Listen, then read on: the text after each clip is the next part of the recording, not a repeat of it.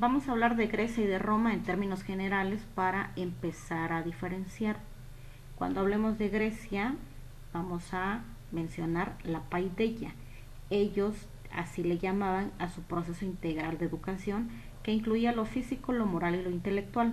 Roma, en cambio, en comparación de la paideia de los griegos, Roma le va a llamar humanitas al proceso integral de educación y va a incluir lo moral, lo intelectual y lo político. En Grecia había paidagogos, paidos, que significa niño, y agos, conducir, es decir, la persona que conduce al niño. Era el esclavo que se encargaba de llevar al niño a partir de los 7 años a tomar sus distintas clases. En Roma, el pedagogo romano era el que enseñaba, pero atendía a las familias ricas, a las familias adineradas. Entonces el pedagogo romano era más respetado y era el que enseñaba. En Grecia habían nodrizas, que eran las mujeres que se dedicaban a amamantar hijos de otras mujeres.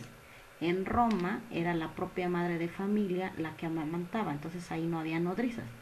En Grecia la educación va a ser familiar hasta los 6 años y después la educación empieza a ser guerrera y está a cargo del Estado. En Roma la educación también es doméstica, pero la base de la vida romana es la familia y el padre es el jefe supremo. En Grecia memorizaban los textos homéricos y a través de esos textos desarrollaban virtudes guerreras, la caballerosidad, el amor a la gloria, honor, fuerza y valentía. En cambio, los romanos, la educación que recibían era bilingüe, ya que aprendían el latín y el griego. Filósofos griegos: Sócrates, Platón y Aristóteles, que ya los vimos. Sócrates, maestro de Platón, Platón, maestro de Aristóteles. Filósofos romanos: Cicerón y Quintiliano. A los griegos les debemos la democracia, a los romanos se les debe el derecho y el arte de gobernar. Los griegos tenían una educación elemental y una educación secundaria, pero la educación corría a cargo del Estado. En Roma, en cambio, hay 3 grados de enseñanza y va a ser a través del juego. La educación elemental, que era a través del juego, y al que se enseñaba se le llamaba ludimagister, es decir, el que enseña a través del juego. El otro grado es la escuela de lo gramático, en donde ya aprendían latín y griego, y el último, escuela superior, en donde ya van a adquirir mayores conocimientos y más acercamiento a las ciencias. Vamos ahora a conocer a Cicerón, que fue un filósofo romano.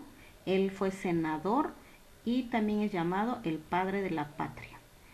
Él, pues como era muy político, él va a idealizar el derecho. Consideraba el ideal de la educación a un orador con cualidades de filósofo, poeta y jurista. A él se le debe la traducción de las ideas griegas a la lengua latina y él va a ser el encargado de llamar humanitas a la educación integral romana, que ya dijimos que incluía lo moral, lo intelectual y la política. Quintiliano es el otro filósofo romano. Él habla de que la educación debe darse en un espacio de alegría y entonces condena los castigos corporales. Llega también a la exageración al decir que la oratoria es una virtud. Defiende la escuela pública de la privada y entonces él dice que el niño en las escuelas privadas pierde el contacto con sus compañeros. En cambio, las escuelas públicas fortalecen la convivencia humana. Reflexiona también sobre la personalidad del educador y él dice que el éxito de la educación es obra del maestro. Entonces valora el trabajo del maestro. Vamos a hablar de la educación de los aztecas, que era muy tradicionalista porque iba de generación en generación. Esta educación doméstica le correspondía a los padres. A partir de los 3 años, el padre se encargaba directamente de enseñarle al niño y la madre le enseñaba a la niña. Les enseñaban consejos para empezar a corregir sus comportamientos y a partir de los 4 años empezaban ya los castigos corporales. Los aztecas eran muy ceremoniosos, sobre todo en acontecimientos muy importantes como el nacimiento de un niño, donde la comadrona decía un discurso y hablaba del destino que le esperaba a ese niño. El ideal de los aztecas era bélico y religioso, y para esto tenían que prepararse en dos tipos de escuelas.